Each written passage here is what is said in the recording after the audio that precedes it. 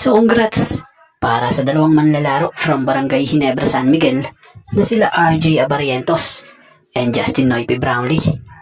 Kung saan si RJ Abarientos nga ang tinanghal na Best Player of the Conference and si Justin Brownlee naman ang tinanghal na Best Import sa conference na ito ng PBA Season 50 Commissioner's Cup.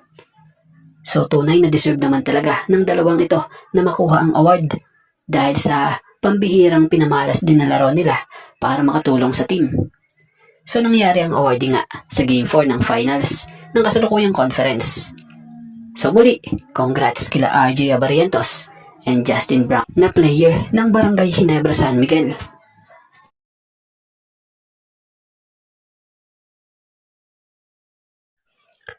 So speaking of Kendrick Nunn, tuluyan na nga pong kinuha ng Qatar etong si Kendrick Nunn bilang naturalized player upang magsilbing pangunahing player at leader ng basketball national team ng Qatar para sa 2027 FIBA Basketball World Cup, kung saan pumirma ang nasabing manlalaro batay sa nabasa nating update ng 5 taong kontrata.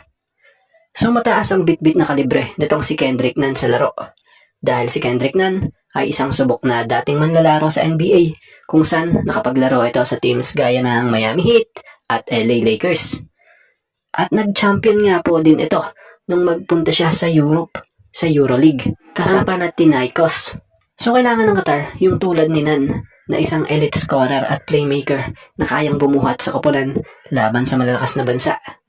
So isa din ito sa paraan ng Qatar para pagtibayin lalo ang kanilang national team para sa World Cup na siyang nakatakdang maging host sa 2027 FIBA World Cup.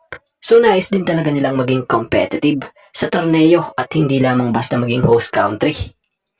So batay sa report nating nabasa, ang 5 taong kasunduan or pag-sign ng nasabing former NBA player ay magbibigay ng matatag at pare-parehong sistema para sa Qatar, kung saan itong si Kendrick Nunn ay magiging sentro ng kanilang sistema sa mahabang panahon.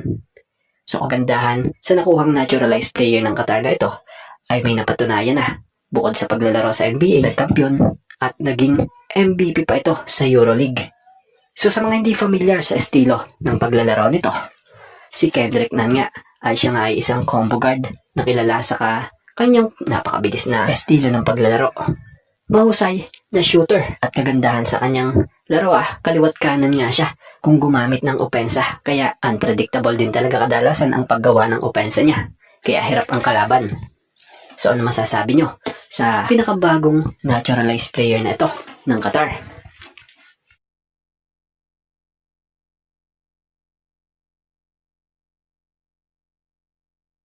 At bago nga ang lahat, baka naman po pwedeng makahingi ng isang subscription para sa ating channel or pakifollow na rin po kung nagustuhan nyo ang ating mga basketball update. At kung ito na may makakabigat para sa inyo, kahit isang like and share na lamang po. Maraming salamat po.